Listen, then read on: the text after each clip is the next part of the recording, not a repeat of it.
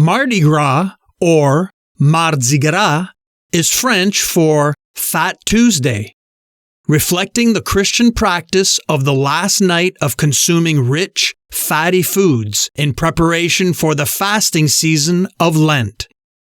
Mardi Gras is the final day of Carnival before Ash Wednesday.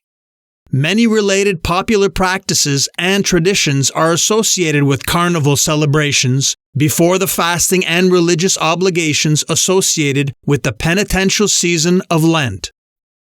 In countries such as the United Kingdom, Mardi Gras is more usually known as Pancake Day, or traditionally Shrove Tuesday, derived from the word shrive, meaning to administer the sacrament of confession or to absolve. Lent is the solemn Christian religious observance in the liturgical year commemorating the 40 days Jesus of Nazareth spent fasting in the desert and enduring temptation by Satan before beginning his public ministry, according to the synoptic Gospels of Matthew, Mark, and Luke. Lent is observed in the Catholic Church as well as many Protestant denominations and also some non-denominational Christian churches. Lent is a period of grief that ends with a great celebration of Easter. In Lent-observing Western churches, Lent begins on Ash Wednesday and lasts 40 days, ending approximately 6 weeks later, depending on the Christian denomination and local custom. The English word Lent is a shortened form of the Old English word Lengten, spelled Lencten, meaning spring season. The purpose of Lent is the preparation of the believer for Easter through prayer, mortifying the flesh, repentance of sins, almsgiving, simple living, and self-denial. In Lent, many Christians commit to fasting, as well as giving up certain luxuries in imitation of Jesus' sacrifice during his journey into the desert for 40 days. This is known as one's Lenten sacrifice.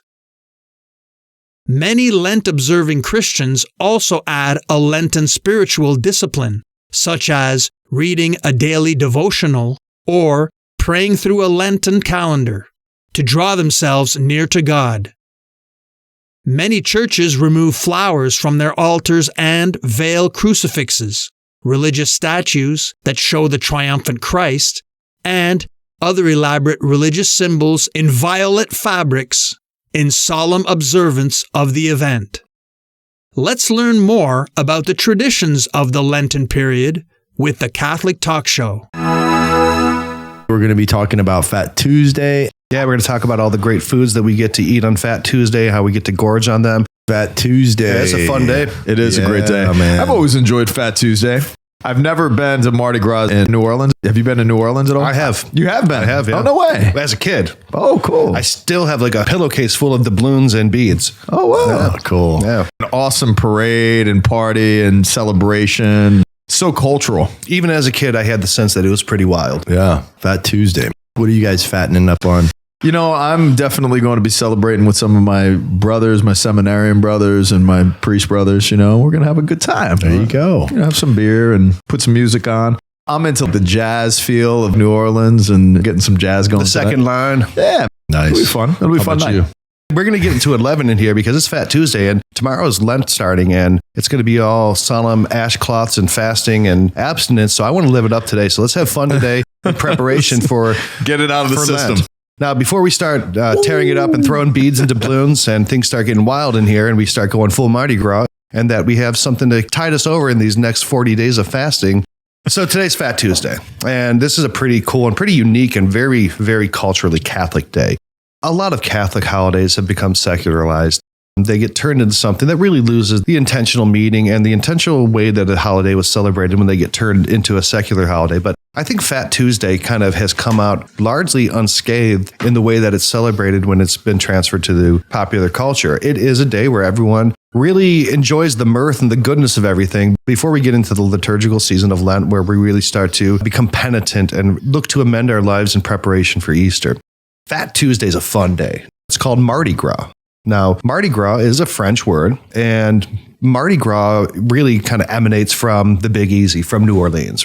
And New Orleans is a very distinct state in the Union because it really was founded by the French. And there's a very deep French Catholic identity there. Yeah. I mean, they're the only state. It's visible everywhere you go. I mean, the counties are called parishes. Yeah, because that comes from the French parishes. Right. They don't have counties, they have parishes. Their football team's the Saints. They got the Fleur-de-Lis. It's a very beautiful French Creole culture that really maintains a lot of that Catholic character.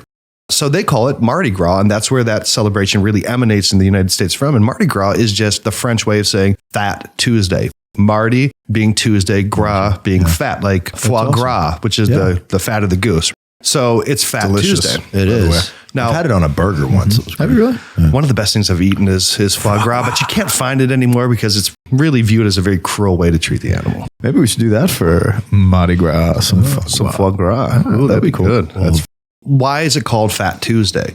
Well, traditionally, everyone knows that tomorrow, Ash Wednesday, we're going into the season where we are starting to get into a period of abstinence and penitence.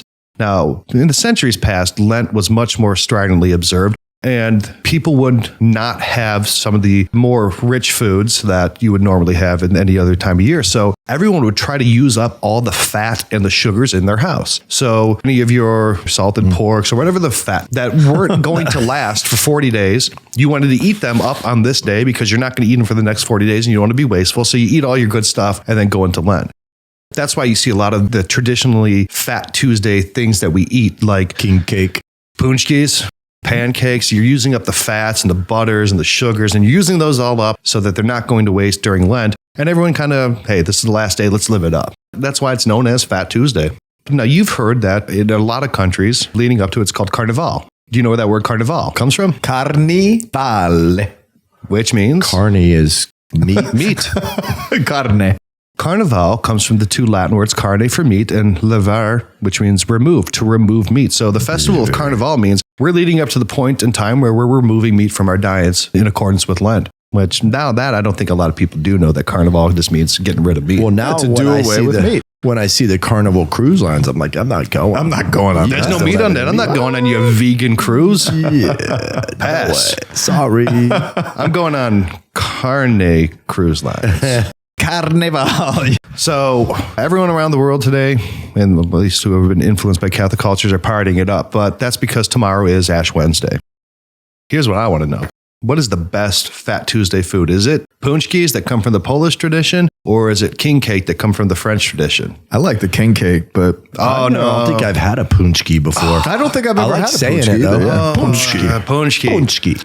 Punchkis are like kind of like a massively glorified donut with powdered sugar. That's it for me. I prefer punchkis over king cake. And I'm French. I'm not Polish. And I prefer the Polish food. We had a bakery outside of our house when we lived in D.C. They made the best king cake. Like the first hour of the morning, 100 of them out of there. Did you get the baby inside of it? The Roy? Yeah, I chipped my tooth on it once. That means you're going to get married in the next year. Fat Tuesday is a wonderful time to celebrate and really to amp up for entering into a season of penance, prayer, penance, and almsgiving. Fat Tuesday, Ash Wednesday, and the liturgical season of Lent. So I'm looking forward to that. And I'm sure that you guys are looking forward to this Lent, not mainly for those feast days and solemnities, those little respites, but to truly put on the practices of prayer, fasting, and almsgiving, because this is what boils down to who we truly are. Ashes to ashes, dust to dust. We remember our mortality and we remember the capacity of our humanity for greatness and our communion with Christ, who is redeeming us actively in the celebration of our faith. So as we move through the season of Lent, continue to journey with us. We definitely love the fellowship. All right, boys. Well, let's go fatten it up. And then after that, let's go get our cords so we can start whipping ourselves and purging ourselves of our concupiscence. All right, boys. God bless you. Let's go see if we can get some beads. And we're going to have a little bit of moderation tonight. Don't go too crazy, all right? Punchkis for life. Peace.